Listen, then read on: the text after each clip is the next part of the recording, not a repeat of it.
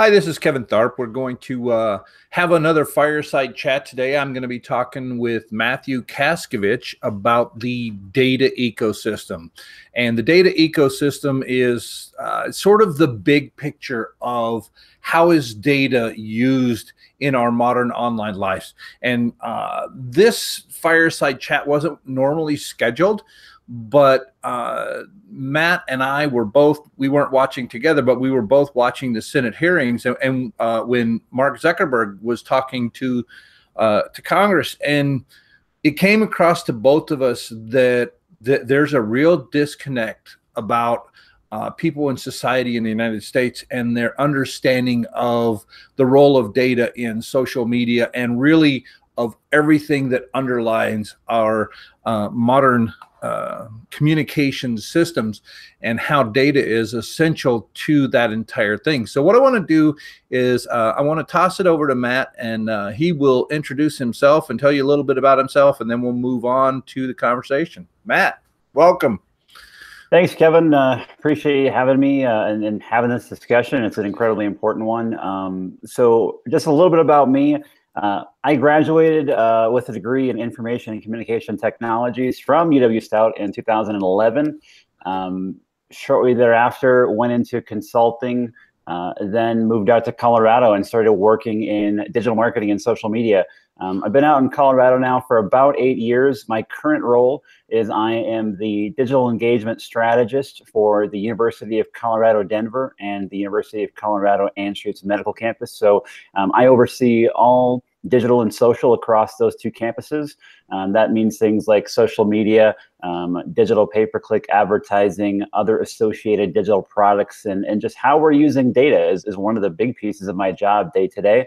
In addition to that, I'm also a lecturer in the Department of Communication at CU Denver. So I teach undergraduate students courses on social media. But I've been at this now for probably a little over a decade, and this is an incredibly important conversation. Yeah, I remember when I met you, maybe not the specific day, but it is when I first started teaching as well. I started in 2008, and Matt was already I would use the word aggressive student moving forward into the social realm and really the digital realm. I don't know that we were even really calling it social then, but maybe we were. But he was moving forward into the digital realm and pushing the edges of what can we do, how can we do it, why would we do it, and just kind of having fun with it, knowing that even at that young age, knowing that this was going to be a direction that society was going to bring us, and knowing that this was an area of his passion. And that's the first thing that I can say about Matthew is, if you don't pick up on his passion, then you're not looking. He loves this stuff. He's always loved this stuff, and he's in just the right place. And I happened to see his post on Facebook while we're watching the Senate hearings. We were, of course, half the nation away from each other, and I saw his post about, there's a real separation here. And I was like, you know what? That's a conversation that maybe we can have in one of these. So I'm going to let you kind of start in this, Matt,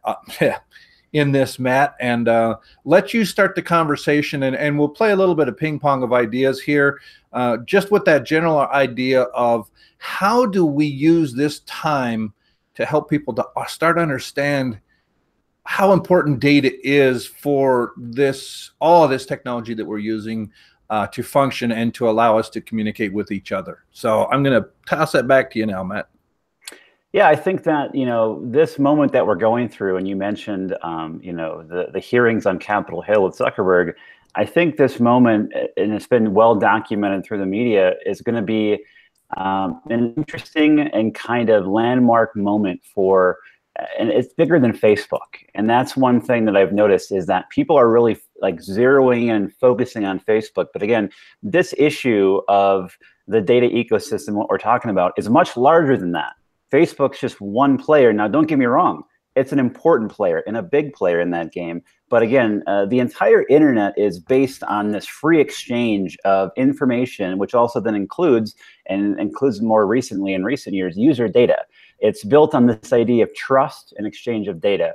and data continues to grow exponentially. So this moment that where the majority of this country, or a good subsection of this country, are having this discussion around data, is, I think, the first moment that we're having that conversation kind of as a society, and people are wondering what's going to happen. And I do think that it's not going to be this watershed moment where there's going to be these drastic changes. I think this is the first step in a larger process or evolution to us understanding just how pivotal data is in our daily lives and how it's growing in importance. Because, and I mentioned it in my op-ed in the Denver Post a couple of weeks ago, likening data in this century to what maybe gold or oil was of the last century.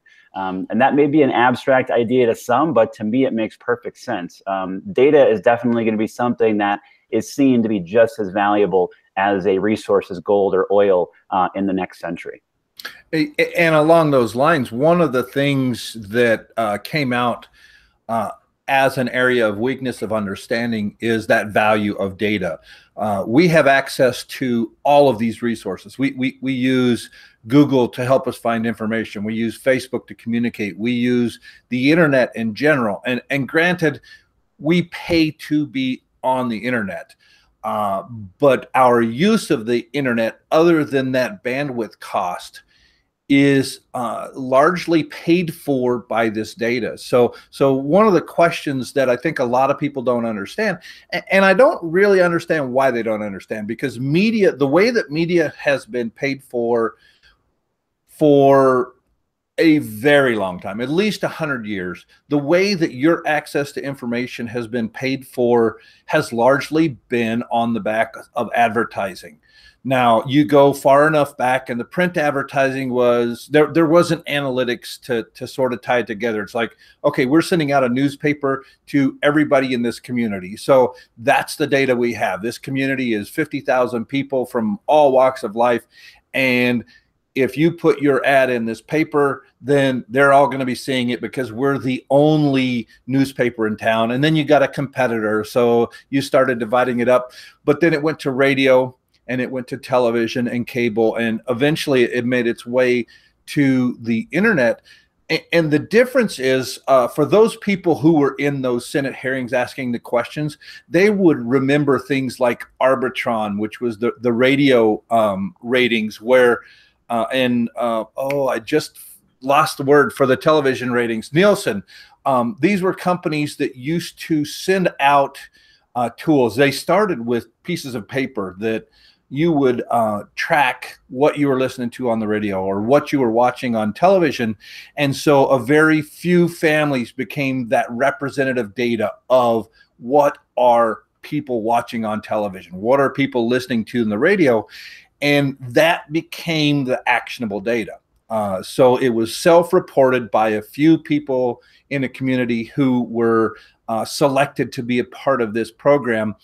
And frankly, if you were a Nielsen family, you were a very, very viable, a very important part of the community, because what you watched or didn't watch helped to determine what shows were going to make it. And then they would take the data about who you were and what you're watching. And that was sort of the beginning of where the data for paying for media started.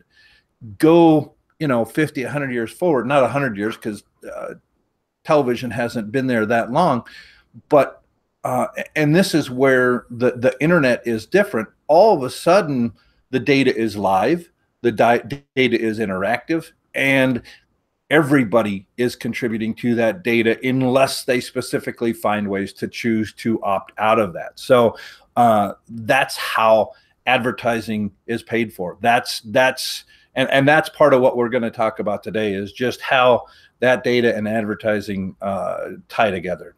Back at you. Absolutely. And it's, I like this analogy of, again, likening data to some other kind of natural resource, because, again, it's a little bit of an abstract idea, but I think it's a very cognizant one. I think it's one that's on point. So, you mentioned Arbitron or Nielsen, and I remember those back in the day, before I enrolled at UW-Stout, back in the early 2000s, where, yeah, you'd get a journal. and you had to actually journal everything you were watching or listening to, depending on what you were tracking, and then send that back to the company for them to analyze that information. And now, it's not about just sending out a journal to a certain sample of people to try to be representative of the entire country. Now we have millions of people contributing that same data in real time. And these companies have set up systems to take in that data and also make intelligence out of it, make actionable insights out of it in real time.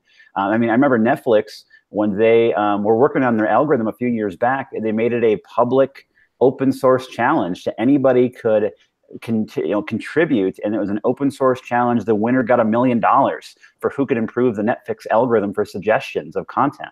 And again, Netflix is probably thinking $1 million, like, that's so cheap to be able to improve our algorithm of how to suggest content to people, and in a very incremental fashion. I mean, don't get me wrong, it was an improvement. We're not talking a major improvement. We're talking incremental.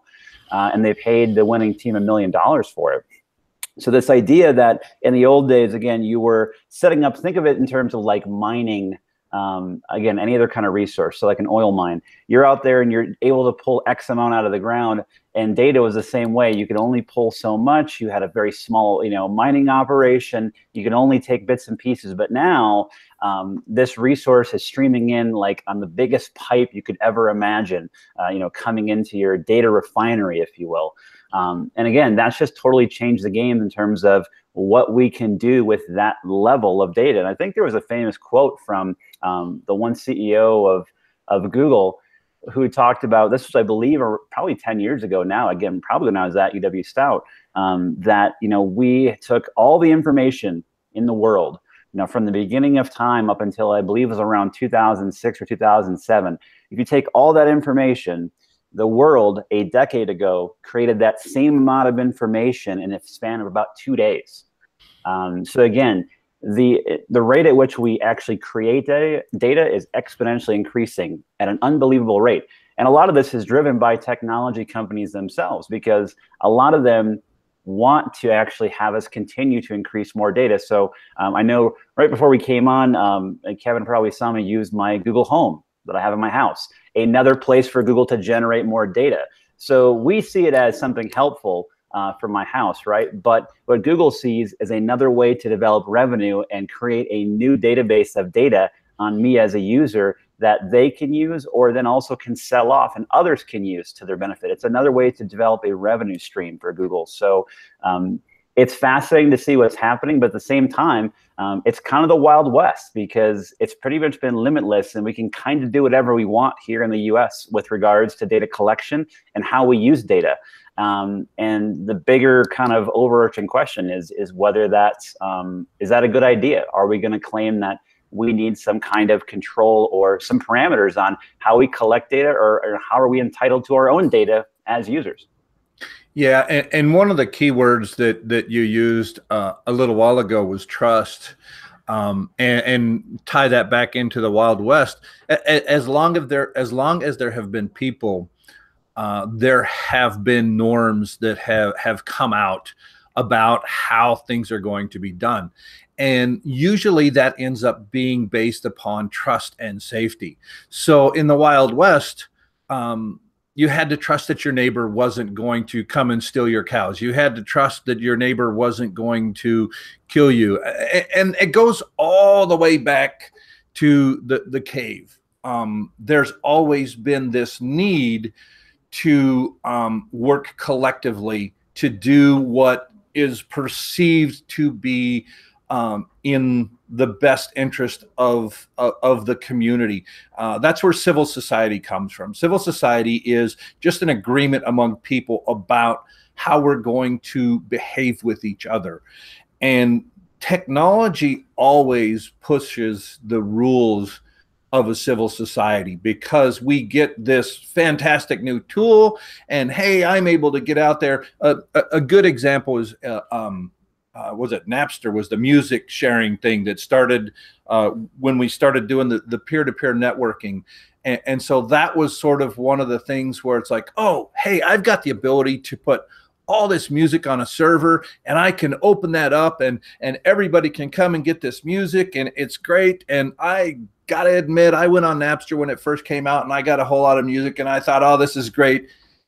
And then we started thinking about it, and it's like, wait a minute, if we're always giving away somebody else's property, because that's what music is, it's somebody else's intellectual property. They make a living off of selling it, and so the whole licensing thing and the Digital Millennial Copyright Act and all of those things came out of this evolution of how are we going to establish the norms and the way that this technology is going to play into it. So we already had the norm that you got to pay a guy to make his living, or else that kind of living isn't going to work. If you steal somebody's work, intellectual property, and you don't pay them for it, then the intellectual property class of producers doesn't have the ability to exist, because they've got to be able to eat too.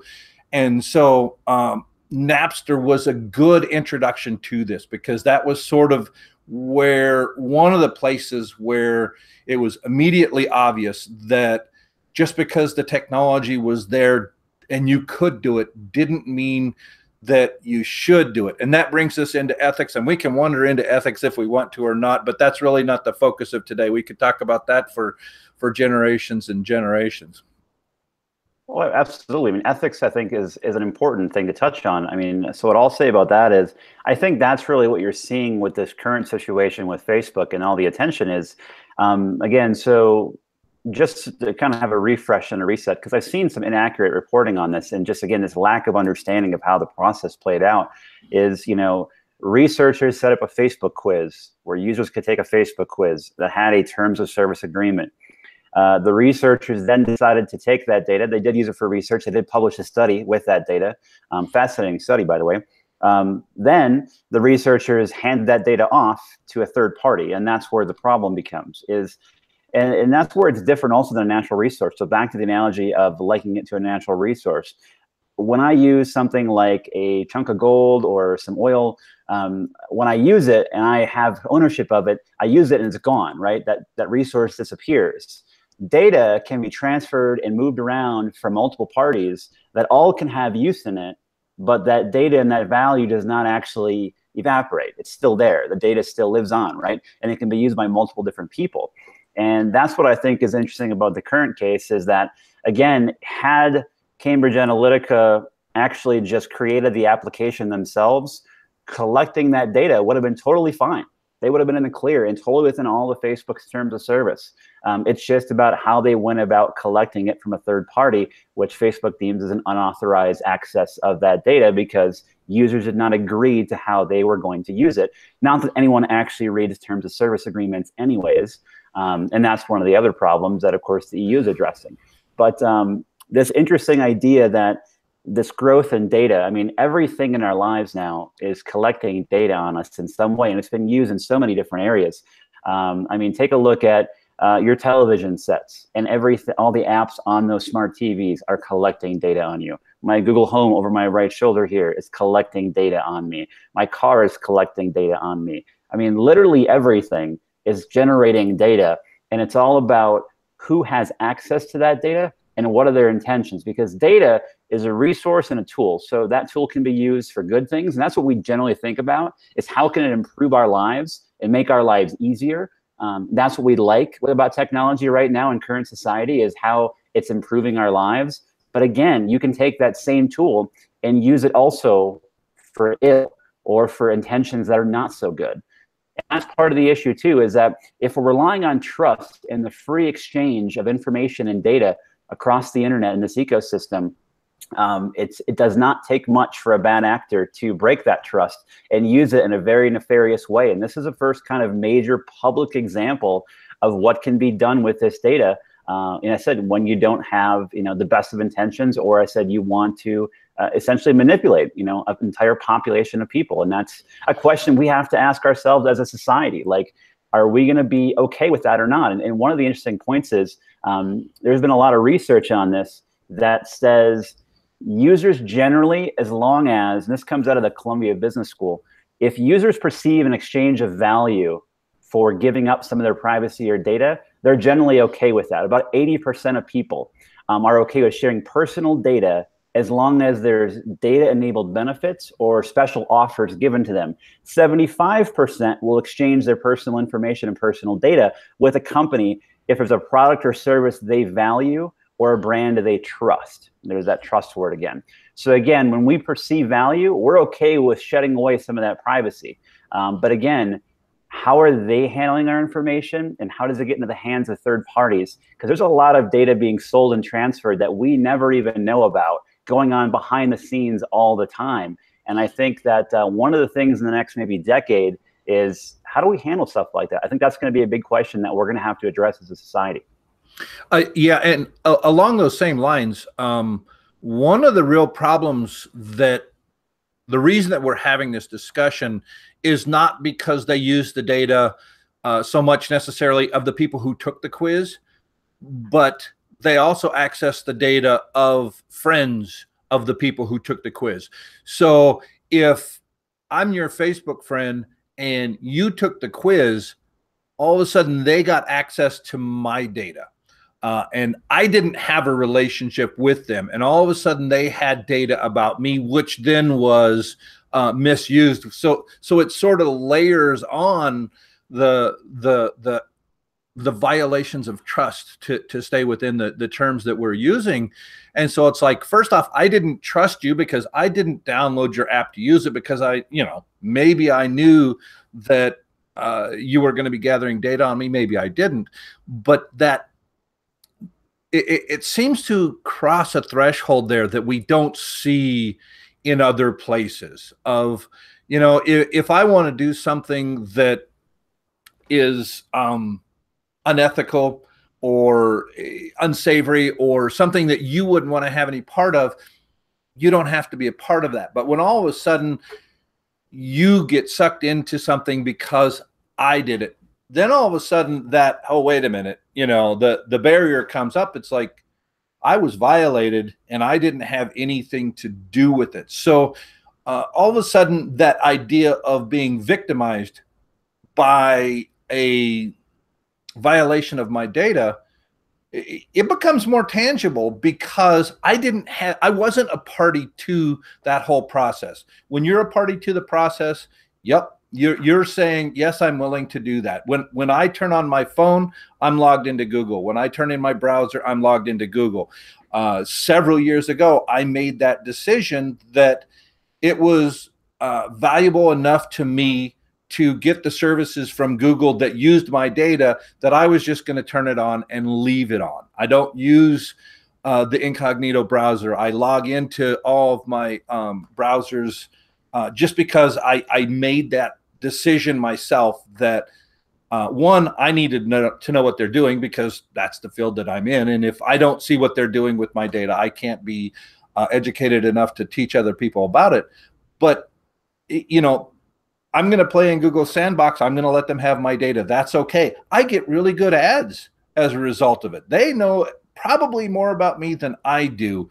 And if you collectively took Google and Facebook and Amazon, they definitely know more about me than I do. I'm sometimes amazed about the predictive the ads that are brought to me by Amazon because of predictive analytics, because of my purchasing background. But I'm okay with that because I know what's going on and I'm party to it. So it's like, it would be really difficult for me to come back and say, oh, I hate what you're doing. You've got to stop that because I've opted into it.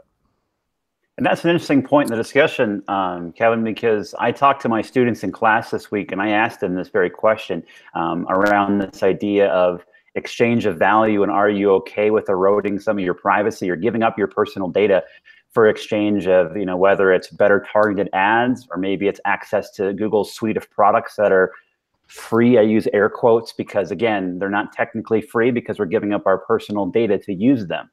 And I believe that our personal data is incredibly valuable, and it certainly is to the companies that are mining it. And an interesting point to that is a great example. So it was my wife's birthday a couple days ago. And so I was doing shopping in the last few weeks, and I kept getting these ads on Facebook for a really cool poster where it shows the night sky the exact constellations that were out on a certain night, and you can print it off and put it onto a poster. It's actually sitting right here next to me. So I saw this ad come up and I was like, oh, this is great. And it was like, this would be a great present for my wife. And so I gave it to her just the other night. And she said to me, she's like, how did you know? And I was like, what do you mean, how did I know? I said, I just thought it was cool. I saw it on Facebook. So she said, oh, well, I found that on my Facebook and I watched the entire video. And I also liked that post.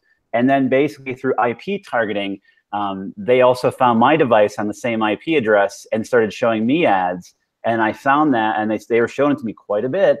And I purchased it. And then again, it's what she wanted. Now, again, that made me feel like, oh, that's how serendipitous, how coincidental. I mean, it's not. It's predictive analytics. And I said it's itching at a very, very deep psychological analysis of our data and our behaviors. And that's the interesting part. I mean, Facebook was supposed to roll out this year a predictive analysis portion of their Facebook ad system, meaning that, for example, if you're Ford Motor Company, you can do an analysis on those folks you're targeting on the internet saying, based on behaviors and what we're seeing in their data, of these people, are there customers of ours that are looking like they may jump ship and buy a Chevy or buy a Toyota, and that we want to start showing them certain messages in our campaigns to try to influence them to stay with a Ford. I have a feeling Facebook's not going to roll that out this year now. But again, this idea of predictive analytics has been around for a while. And the one thing you need to get better and better at predicting the future, essentially is what these things are doing, is you need more data coming into that algorithm, into that formula. And that's what we're doing as a society. That data is increasing so fast, and these things are getting so accurate and so crazy eerie. It's almost spooky. I mean, people often in my class bring up the fact that how come when I'm talking about pizza with my friends, all of a sudden I see a Domino's ad on my Instagram or Facebook? Are they listening to me? Zuckerberg came out and said that the Facebook app does not utilize the microphone for ad purposes. That is one thing he testified to in front of Congress. So if we can take that and say, well, they're not listening in and giving you this kind of real-time serving of ad content, what is happening is their predictive model of when you might be thinking about pizza next is actually so scarily accurate, it might freak you out a little bit. Yeah, the best example that I have personally of that, actually, I've got several really good ones, but the first one that really sort of struck me as, oh my gosh, they know an awful lot about me, was several years ago. I had an Android smartphone, and all of a sudden on the 1st of June, it said, hey, in May, you took 7,000 more steps than you did in April. And I was like, what? It's like, I didn't know that, one, you were watching me, and two, you were doing something with that. So, I was sort of like, wow. And then the next time that I had one of those really wow moments, because technology doesn't often surprise me and blow me away because I've been so immersed in it for so long. But it was about, let's just say about 12 or 18 months ago, I started looking at a security system. I was building a lab, and I wanted to have cameras watching the lab, and I had never done a search for it. This is a new idea. It's like, oh, I want to look. And I had gone into a Sam's store, and I took a picture on my phone of a certain system and of the card that had the information about that system on there. And I saved that to because, like I said, I am in bed with Google. When I take a photo, it synchronizes up to my Google Photos place. And by the time I got home, there was an ad for that same system in my Facebook. And I was like, how did they do that? So I started, researching, and I was never able to prove anything. It might have been coincidence, but I'm inclined to not believe in that kind of coincidences when it comes down to my consumer behavior and their ability to pinpoint exactly the thing that I'm likely to be looking at to try and get me to spend my money. Absolutely. I mean, there's so many of those cases that my students share with me. And I said another quick one for me was I went on vacation and I hadn't done any research literally at all on any device. I already knew what it was all about, and I knew I wanted one. I went out and bought a GoPro for my trip overseas when I was doing some scuba diving. And so I took it with me. By the time I got back, so about 10 days later, I got back to the United States, and I started getting advertisements all over the place for GoPro accessories. Now, again, I never, ever, ever once in any device typed in the word GoPro or like portable camera, anything that would signal to the tech companies that I was thinking about buying one or I was researching one. And the bottom line is they purchased, my credit card history. I had merged that in and knew that I had recently purchased it. So again, another example of where we don't think we're leaking out data, that it's being sold and used in different ways that most people just generally are not aware of. One that my students often get freaked out about is what am I thinking of? Where do they always get freaked out? Oh, the grocery store card. When they go out and they go to the grocery store and they use their Savers card, and people often wonder, why do I get things at half price with this little plastic scanner card? Like, how does that even work? Why can't they just give it to me at that price without the card? The bottom line is your data has value, and they want to understand your shopping habits so they can custom tailor how to sell groceries to you. And I said, taking a look, and you mentioned Amazon earlier, talk about a company that's going to have an absolute treasure trove of information about people's food eating habits and shopping habits when it comes to food, thanks to what they've been doing and taking on kind of that grocery space. Where I said now myself, and again, I'm part of the system. I'm not saying it's a bad thing, because I get all my groceries delivered every Sunday to my door from Amazon. So I'm very much bought into it because I love it. I don't have to go to the grocery store anymore. It just shows up. But again, it's these companies that are acquiring other companies. People are shocked when Facebook bought Instagram for $1 billion. And they're like, $1 billion? How is it worth that much? The social network that has millions of followers, yes, but it's a photo sharing service. What's the value? The value is the underlying data for all of those users. Same thing with WhatsApp. That's where these massive acquisitions, and there's more than just those companies. I mean, I'm just giving a couple of examples. I mean, you name, like, for example, Microsoft acquiring LinkedIn. What's the real value? The underlying data of all those users. So again, it's like you're tapping new wells of data to mine, and that is going to bring you even more revenue. People don't often look at it like that, but that's really what's going on. And that brings us back to sort of the beginning of the conversation, where we're talking about the way that you pay for media is through advertising. The goal is to get you to spend money on something. That's why the data is valuable. The data, if they couldn't sell anything, it really doesn't have value. But because they're able to really look at data, and maybe we'll dig into a little bit about talking more about what do we mean by looking at our data or using our data, but that ability to take little pieces of information that start establishing a profile of who I am as a person, and particularly as a consumer, allows them to say, okay, if there are 10,000 people with this pattern of how they're interacting with things and creating specific patterns of data, well, then we know that 80% of those people are going to make a purchase of this in the next 10 or 30 days. And so what they're doing is really, it's not even so much necessarily looking at you or even your data, but it's looking at patterns in that data. And I think that becomes a good transition back. So my data is a pattern that puts me into similar patterns with other people.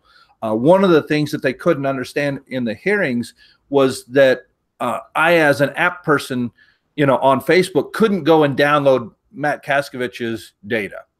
But what I could do is get collective data that shows me patterns that help to define, or categories that Matthew fits into. And that's where the value comes. And actually, that's one of the places that they've backed off from, they being Facebook. You used to be able to really target Facebook, and they've backed off of that. It's not as easy. There was a time when if I knew enough about you as an individual, I could target an ad that you would see. They've backed off from that. It's not as easy to target down to an individual or small cluster as it used to be. But that idea of your data is aggregated with others to identify patterns. That's sort of the direction that one of the things I want to talk about while we're here today. Yeah, I said, and that is a key point, that, you know, in that hearing, you're right. There was people on those panels that thought like they could see Joe Schmo and all of this, like call it up. And that's really not what it's about. But that still doesn't mean there's not power in these anonymized data sets where you're patterning different behavior for different people. And you're right. Facebook has been, in response to what happened after his hearings on Capitol Hill, Zuckerberg, they're starting to pull back a ton of features. They've turned off a lot of features just in the last couple of weeks that my team has been experiencing all kinds of pain points with right now. I've been on emails this morning talking about that, where the API changes have been significant in the last week in terms of just the amount of API calls you can do to pull data outside of those systems. It used to be 10,000 an hour. They're capping it now to 2,000 or 2,500. It's just one thing. They're taking away tons of Facebook ads, options, and categories. They're taking away the ability to access third-party layers inside of Facebook ads. So companies like Datalogics being one, and others that are just these third-party data warehouses that they've kind of layered on top of Facebook's internal data. They've pulled those partners out. You can no longer use that data. Which are huge for marketers and ad firms. I know in talking to our ad agency here in Denver, they're concerned about that, and it's definitely a blow for sure. But yeah, it used to be like you can get down and like track clusters of like tens of people if you wanted to. Now they won't show you any kind of numerics when you get down to clustering that small. So they're trying to, I said, make it a little bit more, I guess, streamlined and efficient and private. But what's interesting about this point of patterning is, here's where I fear there's a negative consequence that we're not seeing, and that is, as we continue just to categorize ourselves into different categories, which again makes sense, like placing ourselves into buckets of interests and hobbies and what we care about. At the same time, as we categorize ourselves, I think we lose a bit of our humanity at the same time.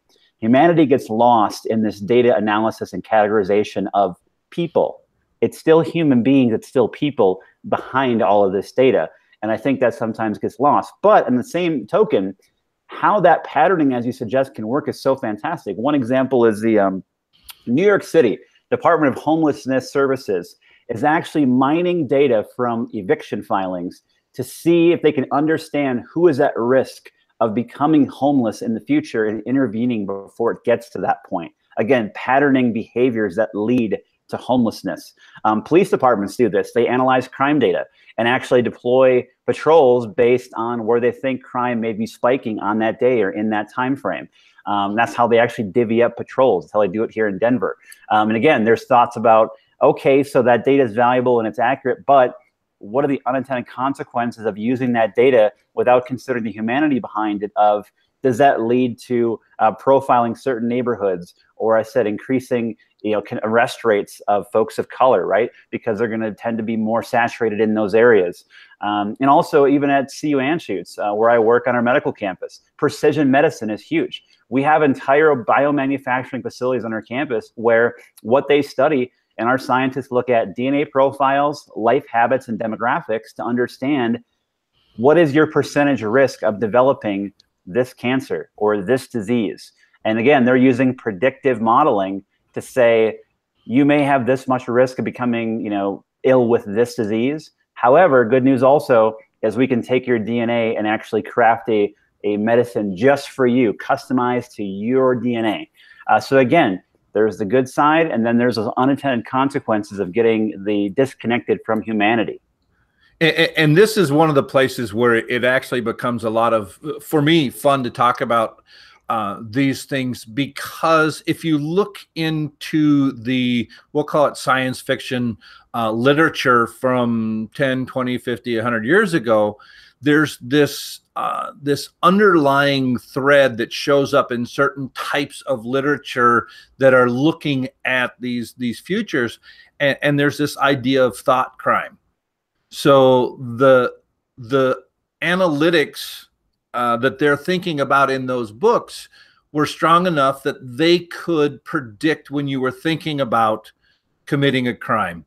And then in certain of those books, they would or wouldn't come and arrest you for a crime you hadn't committed because you showed a pattern that you were likely thinking about committing certain types of crime. And that's shown up, in the literature in several different places. But and again, this goes back to the humanity thing. That's what keyed this idea in me, is what it doesn't take into consideration is that we are individuals, we are humans, and our behaviors are not just patterns. They may be predictable as a collective, but it's really hard to tell what a specific individual is going to do under a given set of circumstances. And that's the danger when you start looking at this technology as something that is always right, or that has got so much power that it can tell what you're going to do and start predicting that you're going to be a criminal. It can do those other things too, the things that are seen as more positive. But I guess that comes to another overarching theme when we're talking about data and the ecosystem of our digital lives, is this idea of trust, but also this idea that we are individuals. And while my data may predict one thing, that doesn't mean that I'm necessarily going to do it. I'm still a human. I still have it.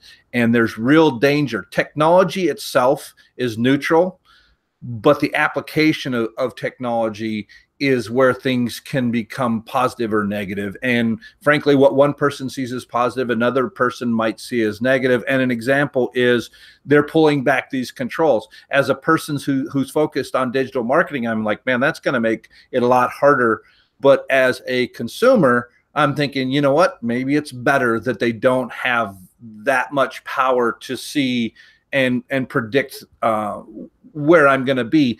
And part of it is that it blocks your access to other people who may be thinking differently than you. That, I think, is part of what we're really facing, and part of the reason that Cambridge Analytica and some of the other recent ones that are forcing this are so important. Absolutely. I mean, this idea, I mean, you touched on, is this notion of feedback loops, and these feedback loops that we get into, because again, the algorithm is going to serve us content that it knows that we want to see, or that we already like and we already agree with. And this is a discussion we talk about all the time in my courses with my students is, I don't want you, because again, I can have my students search the same term on Google and they get different results based on their previous behaviors inside of the Google ecosystem. And again, I understand that from a profit motive, why Google wants to do this. In terms of making money and serving the more relevant results to people that they're going to like or find interesting. But at the same time, certainly in academia, that I want my students to access the same information and have full spectrum access to everything out there and the best sources that Google can unearth for them, and then let them come to their own conclusions, not be fed what they already think they know or think they believe in, and just have that reinforced over and over and over. And that was a real issue, I think, again, like you mentioned with Cambridge Analytica and how this idea of data fits into politics, is that you get into these echo chambers. And I think certainly, and this was another op-ed I had here in the Denver Post a couple of years ago, about a year and a half now, talking about, I think the title was, is the internet driving political division in the United States? And I definitely think that it's playing a role. I don't think it's solely to blame. I'm not laying the blame on Google and Facebook and Twitter and you name it. But it certainly has an effect. And this idea that everything in our lives is driven by mathematics. I harp on that all the time. I'll tell everyone, I said, you have to understand so much of what's occurring inside of devices like this, and also throughout your daily life, is driven by mathematics. And I said, at some point, again, you feel a little bit like a robot, not to get too Orwellian here. You feel a little bit disconnected and you feel more isolated. And I know there's some research on that as well, in terms of increasing technology usage and what that does to how you feel just personally and psychologically as a human. That it was always billed that these services were going to bring us together and connect the world. I mean, that's Facebook's mission statement has been, they want to connect the world. I mean, so much so they've been working on, solar powered drones that can provide wireless internet across the world to third world countries to try to connect everyone. Now, people say, well, what a noble mission that is for Facebook to want to connect the world and bring internet to where internet is currently not available. Bottom line is Facebook sees data, and finding out data about people, exactly, and money, we don't know a lot and don't have a lot of data on those folks in these countries, and they want that because they can profitize off that stuff. So it's a fascinating time, and I think what the EU is doing with the General Data Protection Regulation right now is very interesting. Again, we're just coming to those conversations here, and we're at least getting our first exposure to stuff like that. But again, data runs everything in our lives, and it's becoming more and more and more every single year because everything we have is connected. Heck, I got a smart crock pot in the kitchen. I'm not sure why, but I have one. Because you're you. I don't know what they're mining off my crock pot habits, but that could be anything. And I got smart washers and dryers and everything. So all of that stuff is valuable, and how these companies are using it is so important. And I think it's undervalued by people, and we haven't gotten to that part, I think, in general society of that recognition of that yet. This is the first step in that direction. I mean, people sometimes wonder why Uber is worth billions and billions, like over $60-70 billion that Uber is worth. What's the bottom line is they have the biggest pool of data about supply and demand for personal transportation. I mean, that's why Uber is valuable. And you name other companies that have all this data on people and their behaviors and habits that don't actually have a physical product. They're simply a service. But again, what's of value is the actual underlying data itself. Yeah, and my data is only valuable for a short period of time when it's not part of the collective. So I think that if you sort of disconnect yourself from the Google ecosphere, you stop logging into Google things, you start using the browsers. Oh gosh, what's it called? Incognito browsers. If you cut off your data supply to Google, I think that it's something like 60 or 90 days before you sort of drop off of their visible things, because it's really only the current data that I'm feeding in that is valuable to predict me, because my habits from a year ago really don't predict what I'm going to do right now. My habits from today, yesterday, last week are things that you can market on. But there's so many different ways that you can split out, that your patterns change with your behavior. So it is a constant changing. So you can't, say, oh, this person, did this last month, he's going to do it this month. Maybe last month, but last year to this year becomes really hard. But from right now till the end of the day, it's actually more valuable, because it's easier to predict what I'm going to do based upon my current behavior than my past behavior, because things change, I change, the world around me changes. And so you can cut yourself. There are ways you can protect yourself and start limiting the amount of data that they have about you. For instance, if you start using cash, if you stop carrying a smartphone with you, or you turn it off all the time, if you use the incognito browsers, if you don't use Facebook, because frankly, if you're using Facebook, you're agreeing to them gathering data about you and using it. That it's part of that agreement. Every time you log in, you're agreeing to let them use the data. So if you don't want them to have your data, you stop using Facebook. Now, what is the other side of that? It means that you don't have access to the digital life. Is that good or is it bad? It doesn't matter. It's up to you as an individual to decide. I frankly think that as much as I love this stuff, there are days where I would just love to drop all technology, disappear to a beach somewhere, and just hang out there, for the rest of my life. But man, I'm driven by this stuff. I love it. I've got the same kind of passion that that you have for it, Matt. It's interesting. It's constantly changing, and it's extremely powerful, and it's driving our society. And when I say our society, I don't just mean the United States. I mean, it is driving the global society, because the more this data gets out, the more we see that we're not that different than anybody else anywhere else in the world. And so, you know, that becomes the big picture question of what is all this communications and data going to do with, you know, to the global society in the future. And that has to be tempered with, we're still humans, and we're driven by things like greed, you know, those human things that aren't going to change. So technology and humanity have to play in this field together, but they sort of temper each other, without knowing where to go to close that point.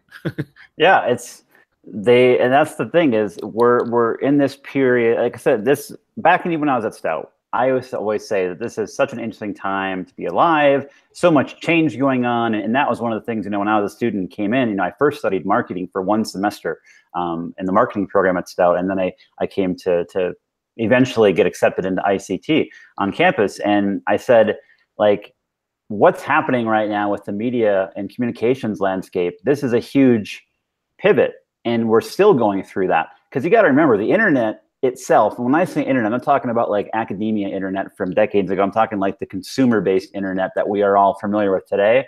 I mean, we're still in the very early stages. I mean, if the internet was a person, it could barely have a legal drink right now. Like, it's still really, really early. And so I think we're vastly underestimating the full-scale global shifts that the internet itself and technology are having. And I can remember talking to folks when I was a student at Stout, and they would come to me and say, are you sure you want to do this? Because this is maybe just a fad. I mean, this whole thing could just dissolve in a couple of years, and why do you want to focus on this? And again, I think it's a human nature thing to vastly underestimate, or just think that it's not going to be as big of a deal as it could be, or that we're seeing that it is. I mean, there's two things right now in the next 100 years that I would look at are going to be monumental drivers of change and growth. And I do believe that, again, data is going to drive change and growth in the next 100 years, just like oil did in the previous 100. So data is one. Two, and this is a technology, and it certainly has association and is related to data, but I want to call it out. I think the underlying technology, not the coins, but blockchain, I think will be another one that's going to be a monumental shift in the next coming, I don't know how many decades. Blockchain technology is going to be a huge, huge disruptor for global markets all over the place, and all kinds of things. Because again, blockchain, we can't get into it here. It's very dense, and a lot of people are like, I can't even wrap my head around it. But it's not just Bitcoin, let's put it that way, what the technology can do. Those are two major things. And I feel the same way you do. You know, there's times where I want to disconnect, and you know, my wife and I plan vacations where I'm not allowed to have a phone. I think it's a good thing. And I tell my supervisors at work, like, I need a time to disconnect, because my job is always on. Like, I'm working around the clock. I don't work just 9 to 5. So I'm doing social media on weekends at night when I'm in bed, and my wife graciously accepts it most times. But you know, we take vacations. We're going off to a private island where it's just us on the island in Central America. Where we can truly just disconnect and get away from technology and get away from those systems that we're so accustomed to. And I love it, just like you do. But at the same time, it gets to be overwhelming. And I always said years ago that there's definitely an opportunity, because of course, whatever way the pendulum swings, there's an opportunity in the other way.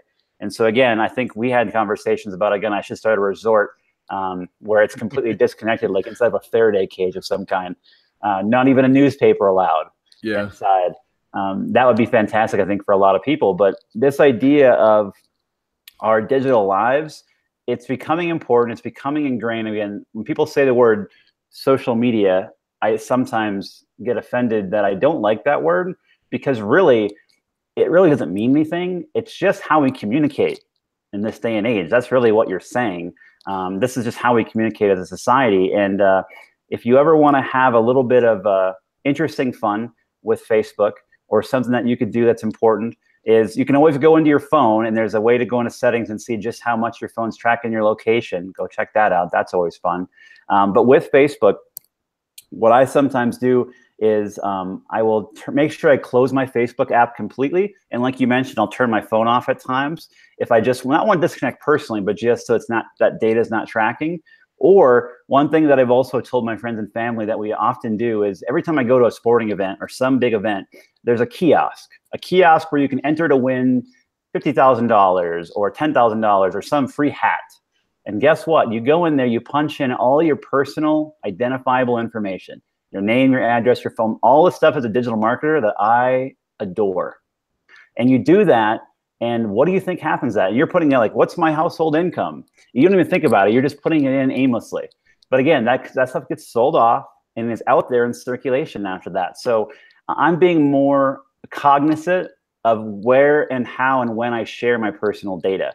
And that's, I guess, the first thing is the recognition of it for most people. And that's what I recommend is just be more aware of your personal data and the power and value that it holds, and don't be so willy-nilly to give it up, because I think you should really be taking more time and thinking about, is it worth spinning the wheel at the Colorado Rockies game for the free hat?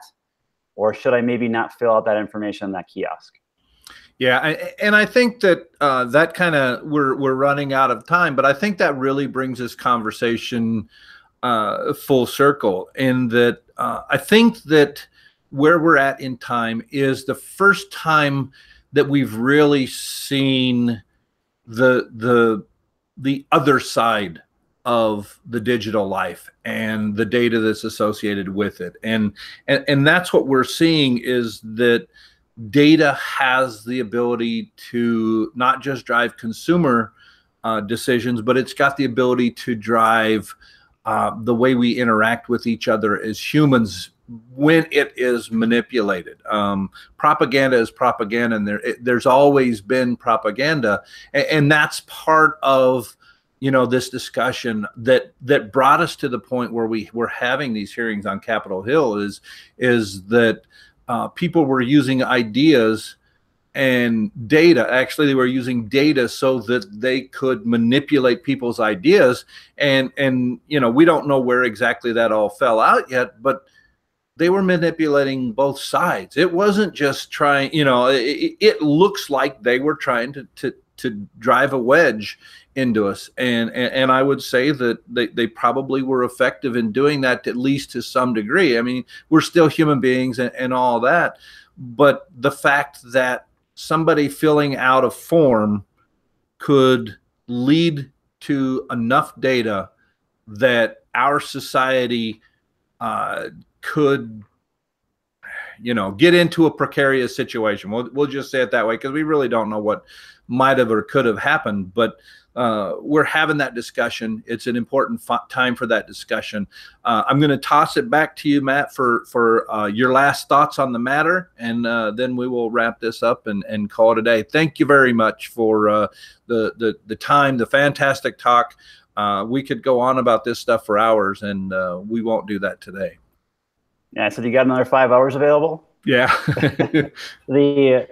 Yeah, so thanks for having me, Kevin. Again, this is such an important discussion to have, and something that I think, again, is going to be on our plate as a society for the next few years, and certainly beyond that.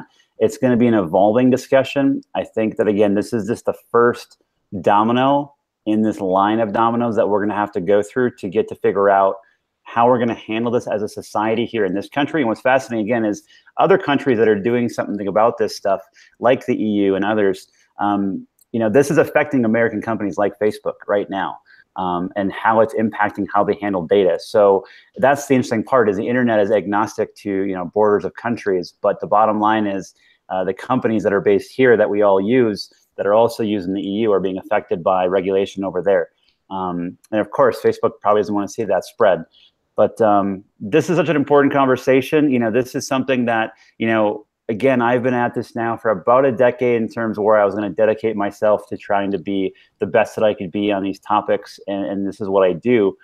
But there are times that I think about, like, looking at these systems, and I sometimes get a little disillusioned as, like, is this the track I want to take the rest of my career down? seeing the negatives, the unintended consequences of all these great systems and things that we're working on day to day, month to month, year to year in technology, I got to keep reminding myself that there's positive elements to it. And I really do think that it's a fantastic career to go into. It's sorely needed for a lot of companies right now. And again, those that can understand this data-driven world that we are transitioning into are going to really position themselves very, very well for a long career over the coming decades. So again, the students that are doing that, and your students that are in your courses right now, should be taking a serious look at, like, how can I brush up on statistics? How can I get ready for this data-driven world and really be just the best with data and analysis and statistics that I possibly can, because I think that'll serve students well. But yeah, the best thing I can say is, in terms of what I'm doing, and in part my wisdom, is just be more cognizant and aware of what you're doing with your data, and understand that a little bit of data you give up can have some real big consequences and can be used against you without your knowledge. And that's it's an interesting world we live in. All right. Once again, thank you very much, Matt. I am Kevin Tharp. I'm the Program Director for the Bachelor of Science in Digital Marketing Technology at the University of Wisconsin-Stout. These are the things that our students are talking about in our classrooms. Some of them in our halls. The ones who are going to really be driven are talking about it in our hallways. This is a very interesting time. There's lots and lots of jobs out there. If you're interested in learning about our program, Google us, because that's the quickest way to get the information. Digital Marketing Technology, University of Wisconsin-Stout. Thank you very much, Matt. I will talk to you again soon. And if anybody listened to this and watched this, thank you very much for paying attention. I hope you got out of it what we were hoping you would get out of it. And we will talk to you next time. Thank you. Bye-bye.